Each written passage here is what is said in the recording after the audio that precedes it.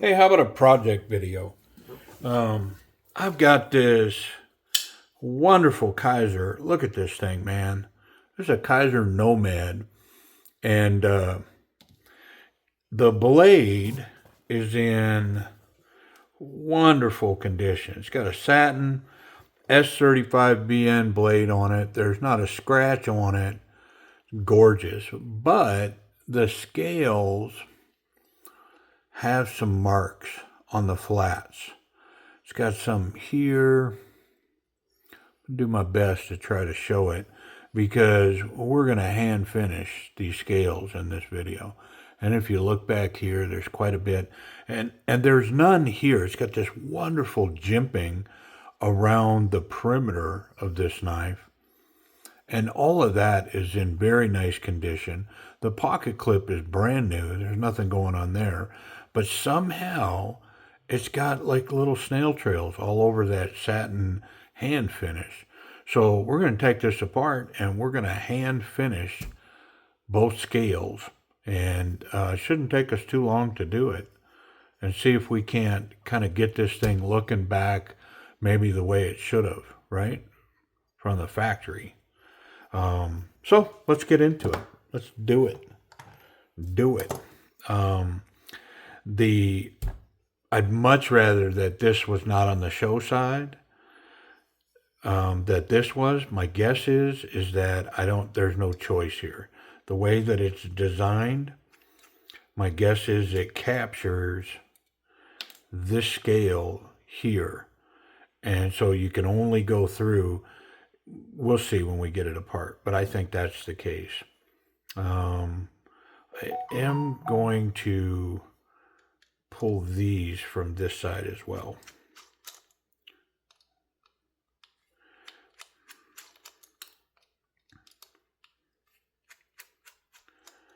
Only because the pivot screw came out on this side, so I think it's natural that this side be released and the rest of that be retained on the opposite side.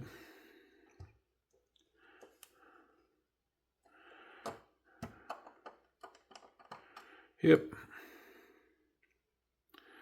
And so I'm going to have to do some removing here on this other side as well. Yeah, see how this pivot is? So it's only there, and it's only going to capture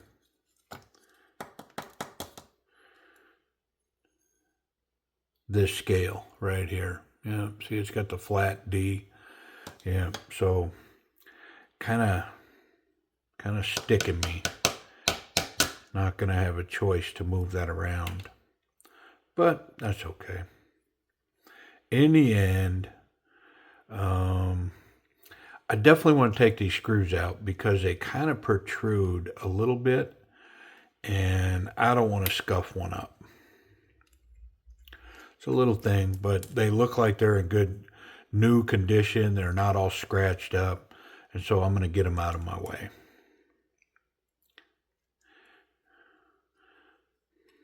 That one's going to need help. And so is that one.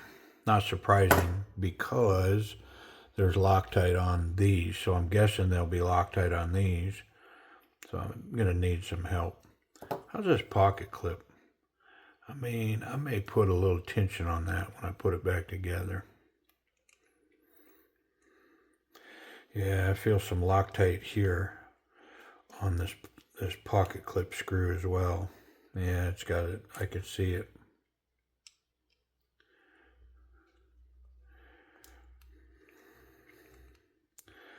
I mean, I look for knives like this that are kind of semi-used condition, you know, that have maybe some flaws in it that I think I can work out. You know, pretty much short of the blade, I think I can get to it. Now, I really am trying hard to figure out how, like if this blade was scratched up, how can I bring it back?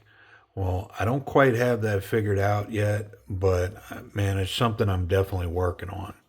But when it comes to these scales and, the things that are going on here, I think I do pretty good. I am going to grab a piece of cloth and grab onto these and get these off. So I'm basically just left with the two scales. Here's some cloth, and let's get some pliers. Let's use these little Knipex. Knipex. I'm not sure how they say that. It's probably nothing like how I say it, because if I call something wrong twice a day, that's a good day. And I've explained it before, I mean, listen, don't get me wrong. There's a group of y'all that correct me and then try to spell out, what it's supposed to sound like and help me out and stuff. And I appreciate that. And that's fun.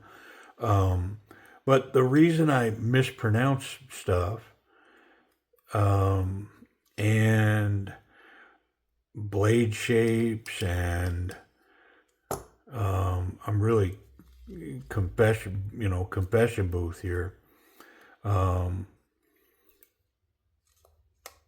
The reason that I struggle with that, and it comes up a lot, where I call something the wrong name and, those things, is because I don't care. Yeah. I mean, in the end, I don't know the difference between a clutch lock and I don't know, what's the other 50 designations for that kind of lock? Every manufacturer has their own. I don't know them because I don't care. And so I'm not like, listen, and I'm not knocking it. If you're a knife nerd and, you memorize, and, knife nerd, it kind of has a negative connotation to it. So if you're a knife connoisseur who really pays attention to those details and memorizes that, and you can talk about the composition of the different steels and the 9 variations on the axis lock, the axis lock, the clutch lock, the plunge lock. I mean, that's awesome. Like, I'm not against that, and I most certainly am not going to belittle you or run that down. And there was a time, like, I think I've taken a few courses how to remember people's names and, how to, memorize things that I'm being paid to sell or represent, that kind of thing. But I can honestly say that in the end, I realized it's just because I didn't care what that guy's name was. I didn't care. And so it wasn't important enough for me to remember, because if I meet somebody and it's important, I remember it. Now, I may not remember it the first time, so don't get me wrong, man. Like, if I didn't remember your name, it takes me a little bit. But, I mean, that's typically the answer. It's just, it's not important to me. And so, therein lies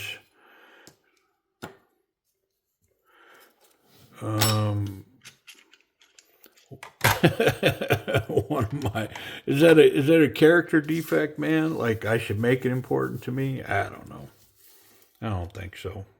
All right, so how am I going to do this? I think the way for me to do this is to take the sandpaper, and instead of taking a block and running it across there, I think I'm just going to tape the sandpaper to the bench and then run the piece on it. because I think I'll have a better result overall. So I'm going to get that set up and then we'll come back and I'll start sanding. Okay, I've got some different sandpapers here. The hand finish on here is pretty rough. It's very pronounced. So I've got some 240 grit here. I'm going to get my eyeball on this really well, and then I'm going to run some passes and see what it looks like.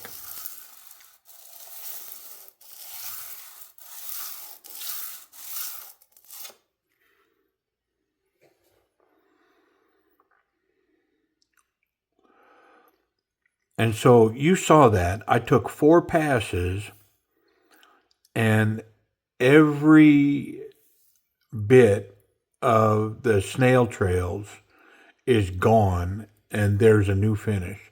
That 240 grit got rid of all of it with 4 passes. I mean, wow, was that impressive. I mean, it makes me wonder if I shouldn't take a few more just 'cause.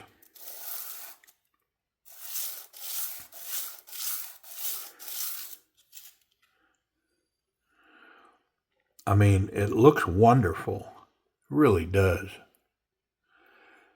Not a snail trail on it. Boy, I don't know. I think that 240 is good. I don't think I need to. I'm tempted to go a little finer, but I like this finish. Let's get a comparison.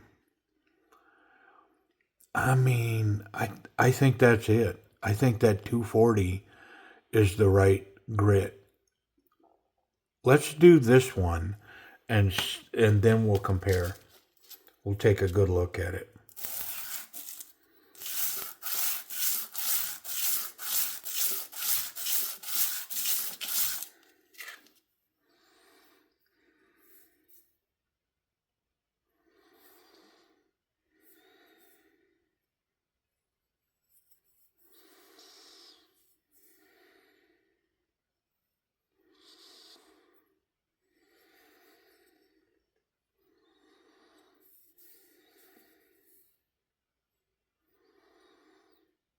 It's got like that's where the pocket clip is making contact right there.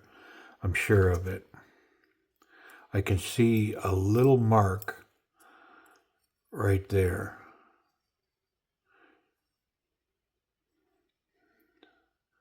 Yeah.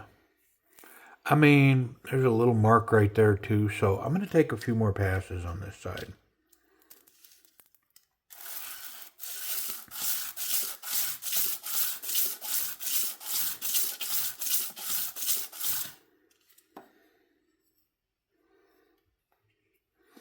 I mean, that 240 it's leaving a wonderful finish. It's gorgeous. Yeah, I mean, I you know,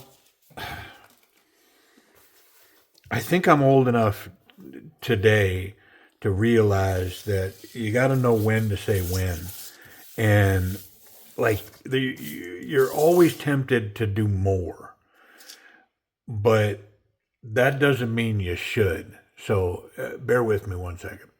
So when I'm dealing with grit and stuff now, one of my defectos is baby wipes.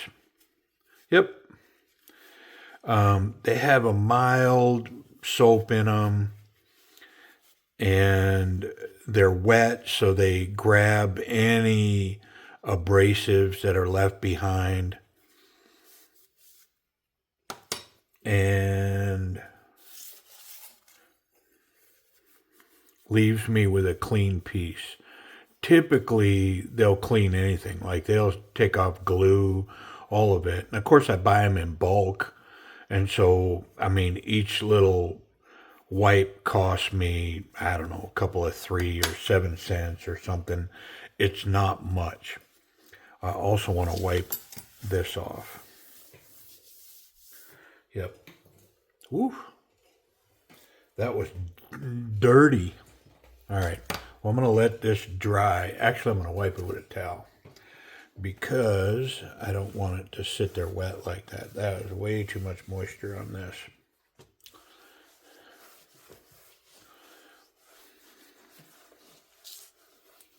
Okay. Well, we're going to go ahead and put this bad boy back together. The finish on here is just absolutely beautiful. Yep, and it didn't take much. You saw, man, just a few passes, and that hand finish got back on these scales. So I'm having great luck with scales, but terrible luck with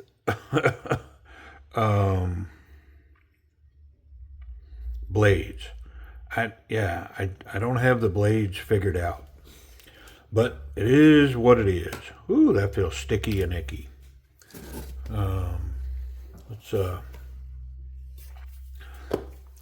Man, I would have thought that I checked this knife in, but maybe I didn't.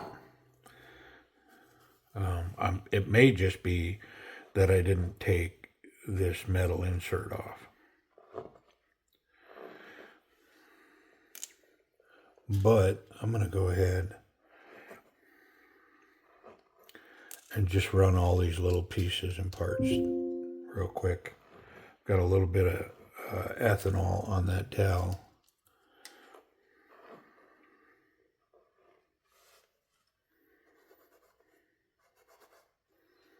And so it's not going to take me but a second to just kind of do all these little pieces and parts.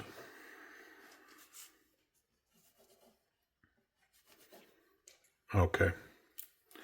Now we're going to put back together. And of course, it runs backwards. So we're going to build up from the bottom down here because of that pivot piece comes in from the back side.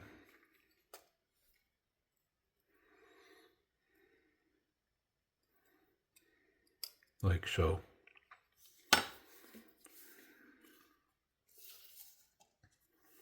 I better put that metal insert in. How about that?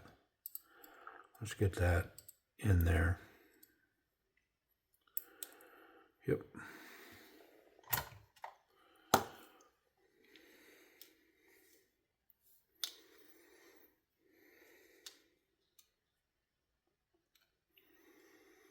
Man, that thing cleaned up so fast. So happy. I actually have another piece sitting over here that needs the same treatment. It's going to be a different video, but I'm going to tease you with it at the end of this video. Golly, that looks good. Woo! So happy with that. I'm going to put the pocket clip on last because it allows this to sit flat now, which makes this way easier.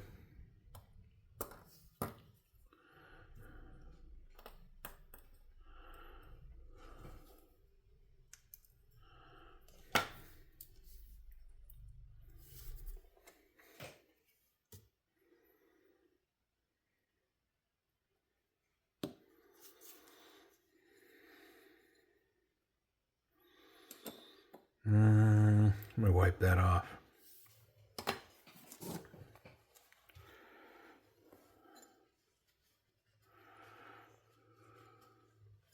Little wipey wipe.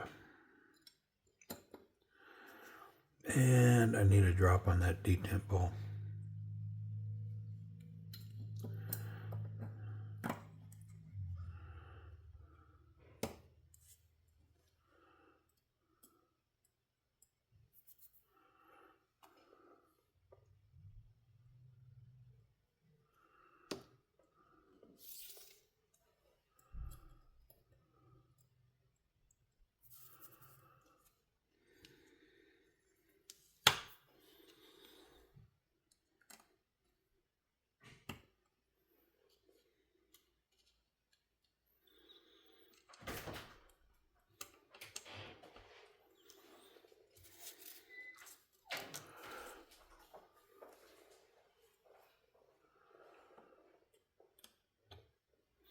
Okay, I think we're ready.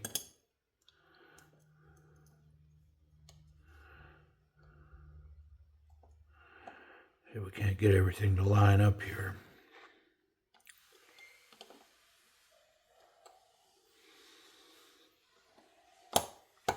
There we go. Gotcha. I think we'll set this pivot just to kind of lock everything down.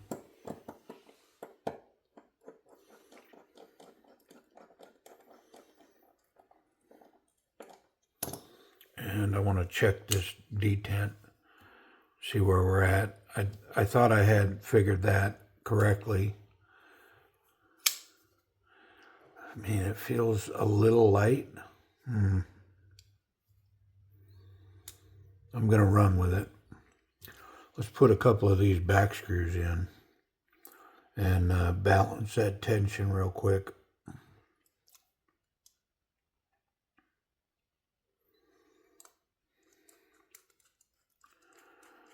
Gonna need some help on the other side with that one. Man, that finish on there turned out so good.